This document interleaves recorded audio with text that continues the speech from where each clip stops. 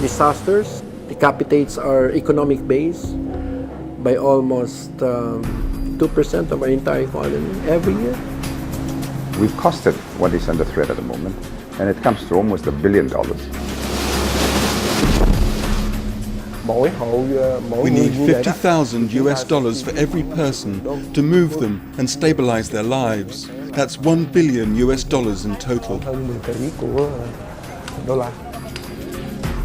We need to redefine GDP not just as gross domestic product, but as green domestic product.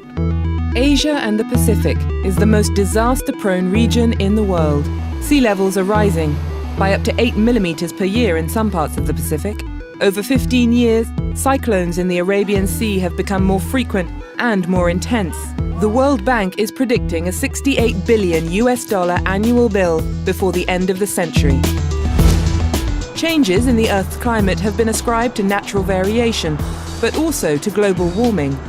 There has been a 3/4 degree rise in the average temperature of the Earth since the 1880s, and scientists predict this may rise to between 2 and 4 degrees by the end of the century. Less dramatic but no less costly are patterns of development that are squandering nature's natural capital. Its fish, farmland and forest, its freshwater and fresh air. Last time on Nature Inc., we saw how the Pacific state of Kiribati was preparing for evacuation.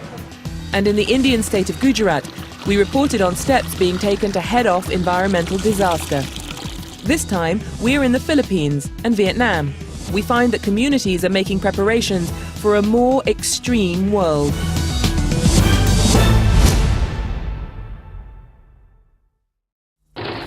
On March the 11th, 2011, off the coast of northeast Japan, an earthquake measuring 8.9 on the Richter scale caused a devastating tsunami, with waves reaching over 20 meters. 3,000 kilometers away in the Philippines, the office of the governor of the region of Albay received a tsunami alert. Level 2 on the tsunami warning. It's an estimate of a 1-meter high tsunami that is estimated to hit our shorelines between 5 and 7 p.m. today. We received the first advice at 2:30. When they elevated the alert level to 2, we were able to immediately order an evacuation. Mercifully, there was to be no repeat of the 2004 tsunami, which killed 250,000 people in countries bordering the Indian Ocean. Emergency measures in Albay, with a population of 1.2 million, showed that lessons learnt from the Indian tsunami had not been forgotten. The Philippines is one of the most disaster-prone countries in the world. And Albay, with its active volcano, is one of the most disaster-prone regions in the Philippines, suffering from frequent typhoons, floods, volcanic eruptions, earthquakes and landslides. Disasters are a constant drain on the Philippine economy, costing an average of $350 million every year. In 2006, Super Typhoon Reming hit Albay, claiming over 600 lives. It was given the adjective super because wind speed reached 240 kilometers per hour, dropping over 466 millimeters of rain in 24 hours. Devastating flash floods and landslides were the cause of the casualties. It was a traumatic devastation. It's beyond words. There are highways of death. The flash flood then associated with wall of volcanic debris are, as high as 20 to 30 feet, killing people. They are buried alive. The incident at that time was beyond words. In every places I went through, there are death. Rides Barcia is a photojournalist. She covered the event for the Manila Times. I could see then during the retrieval operation where a father and son holding each other under the earth. That disaster is unforgettable. While climate skeptics play down the link between global warming and the increased frequency of extreme weather events, the people of Albay are in no doubt about the change in their weather. Pirming makusog ang paros. 30 years ago, the weather was quite different. But today, the typhoons are getting stronger. The weather's very erratic. It's very dangerous now to go fishing.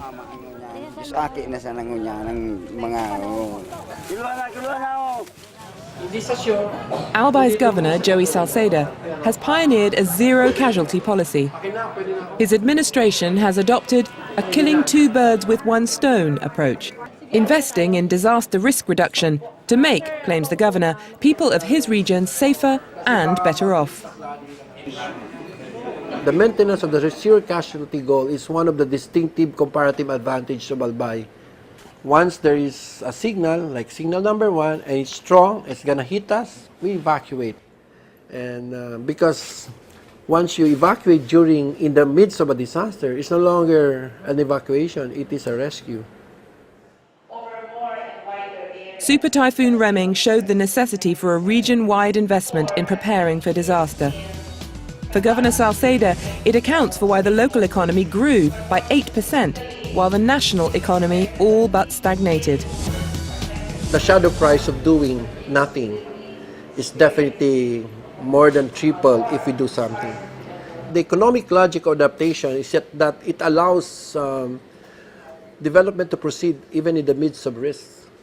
So what we've seen in Albay, for example, is that because of our investments in climate change adaptation and disaster risk reduction, is that we'd actually seen, despite all the typhoons, despite all the images of all the disasters that affect us, business investments has actually increased rapidly. Canal systems full of rubbish and other debris restrict runoff and clog drains, adding to the devastation caused by storms and floods. One measure the governor claims is reaping benefits is the government-sponsored Food for Work programme aimed at low-income families. Running since 2006, each volunteer gets a 5-kilo bag of rice for a day's work clearing the canals. There is a reforestation programme to stabilise hillsides, and 318 hectares of mangroves have been replanted as a barrier to storm surges. If you have a clean area, you have a fresh air, well, the community have a good health. The Food for Work concept has also been used to reward people who follow an evacuation order. I give them 5 kilos of rice for cooperation. And we are the only incentivized evacuation program. And we've done it so consistently over the years that people were convinced that I really mean it. And 5 kilos is a lot. It's a lot to ordinary, to ordinary families in terms of as payment, as a disturbance fee. The evacuation regime saves lives and money because it cuts the costs of deploying search and rescue teams. To better protect those living on the coast from sea level rise and the brunt of the storms, an ambitious resettlement is underway. 5,700 new homes have already been built on higher ground, with 10,000 more planned. Villagers are encouraged to move from rice cultivation to sweet potato. The sweet potato is far more resilient than rice during typhoons. They are not affected by wind as they grow flat on the ground and will thrive in upland areas without irrigation. And it looks like the tsunami has engulfed several cities. The March the 11th tsunami alert is an acid test for Albay's zero-casualty policy. The wave will not come ashore, but these people didn't know that. We go with photojournalist Rides Barcia as she documents the evacuation. Majority of the people are fleeing away from home because of tsunami threat, but some opted to stay. I wonder why. Before long, Rides meets a local community leader helping coordinate the evacuation. We know the effect of tsunami. That's why we are very much alarmed. This is very critical to the coastal areas. That's why we made it a point that the children and the old ones went upland. But 99% of the people move out from their home to go to the safer grounds. It's no longer a drill, it's a real threat.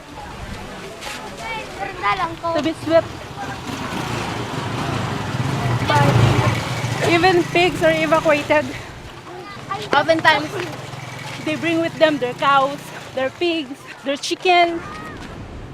Once at the beach, Rides is surprised to find that just 1 hour before the first wave is due to strike, there are some people who have ignored the evacuation order. Maybe they're not afraid. Sometimes this is the problem of the government. The community, some of the communities are hard-headed. But most did comply. In an orderly evacuation, 85% of the shore dwellers judged at risk from the tsunami, some 75,000, moved inland. But the governor says that no matter how effective the zero-casualty policy is, it's a band-aid response. In his view, the only long-term solution is for the world to agree an international accord.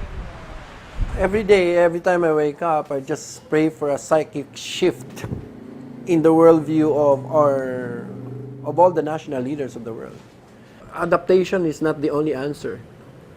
Although adaptation is very critical at this point for us, it is our imperative, but I think mitigation definitely is now the global imperative. In part 2, how the rice farmers of the Mekong in Vietnam are coping with the effects of sea level rise.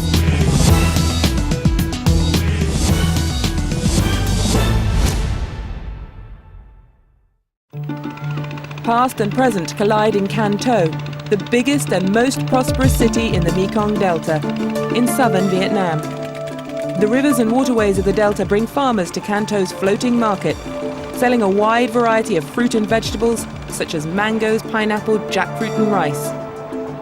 Nearly 2/3 of the world's population live in Asia, and rice is their staple food. The Mekong Delta covers 39,000 square kilometres. That's larger than Belgium.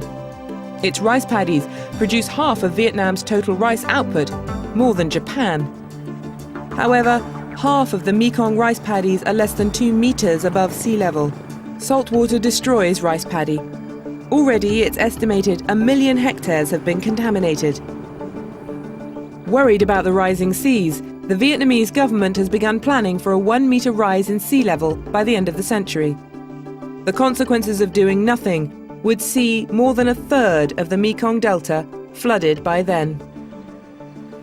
Nói chung là cái biến đổi khí hậu á thì nó rất là I can tell you climate change has had a big impact on the production, on the agricultural production and on the lives of the people because of the intensified drought, the saline water coming into the field, as well as the stormy weather. Hoặc là nó hạn hán, hoặc là cái lượng mưa nó kéo dài thì nó cũng gây tác động rất là lớn đối với đời sống sản xuất nông nghiệp. They've all had a very negative effect on agriculture and as a result on the income of the farmers.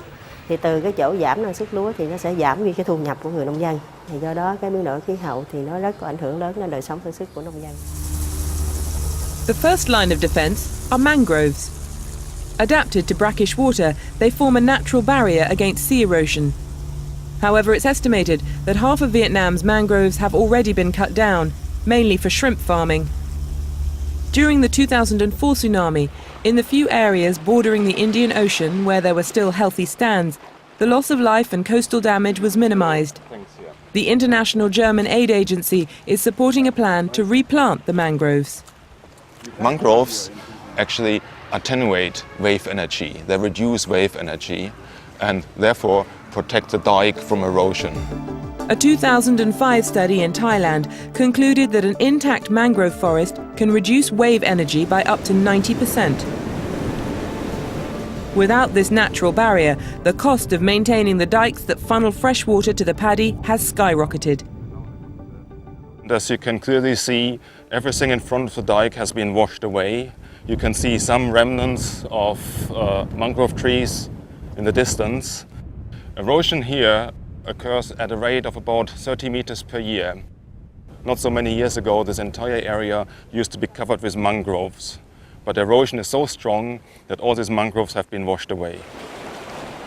Without intervention, many more mangroves will be lost. In 2007, a new system of mangrove management was introduced in Vietnam, with conservation and replanting key features. This is the coastal village of Alto B in Sok Trang province, within the Mekong Delta. With the backing of foreign aid, the local authority is involving villagers in the group management of their protective mangrove. Around 150 hectares is managed for multiple use, for aquaculture and for sustainable harvesting. The village enjoys many benefits from the mangrove forest. The forest acts as a barrier to the storms and saves our rice from the seawater. This benefits all of our agricultural production, but we also get the benefit from the mangrove forest in terms of the sea life we harvest, like the crabs and the clams that live in the mangrove forest. Since we started the co-management, we're very happy because our daily income has increased. We can benefit now from about 50 to 60,000 dongs per day. A recent UN study valued the services provided by 1 square kilometre of mangrove forest at $900,000 per year. This 10-year-old plantation was established close to Auto B village. Here you can see a natural gap. This was not a gap which we created, but in this gap you see light, new plants coming up and growing well. What we are doing, we are imitating nature. We mimic nature. We look at how is nature regenerating, and we just learn from nature and then imitate it. It's a win-win situation where we have coastal protection and sustainable harvest of natural resources.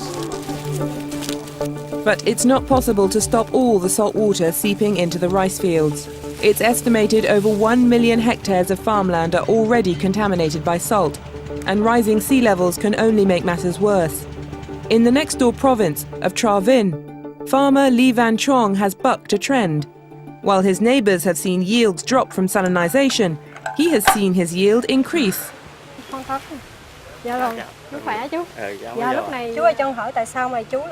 Please tell me, why have you been trying new ways to grow rice here?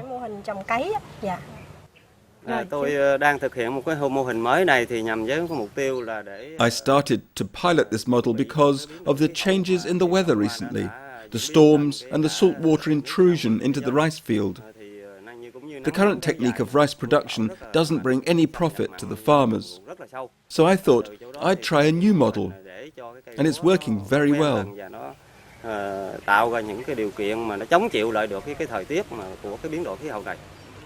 Le Van Truong's method is based on the system of rice intensification. My neighbours' fields took in water from the canal here, and they kept the water in the rice field in the usual way. But the rice died after a few days, because the salinity was very high, about 3.8%. I flooded the field, but then straight away I pumped the water out, so the rice had just enough moisture to grow. Le Van Truong maintains that the only benefit of flooding rice fields is in order to keep weeds down. The rice is actually harmed by too much water, especially if it has a high salinity content. Instead, Le Van Truong transplants his seedlings in rows so he can weed in between the rice plants. The weeding process actually benefits the rice. It helps aerate the soil and further encourages rice growth. The rice field here used the traditional cultivation. They used a lot of inputs like fertilizer and pesticides, yet the field is still very poor. Whereas the field in my members group, they just used the water for a short time, and with the rice intensification techniques, they got a very good yield.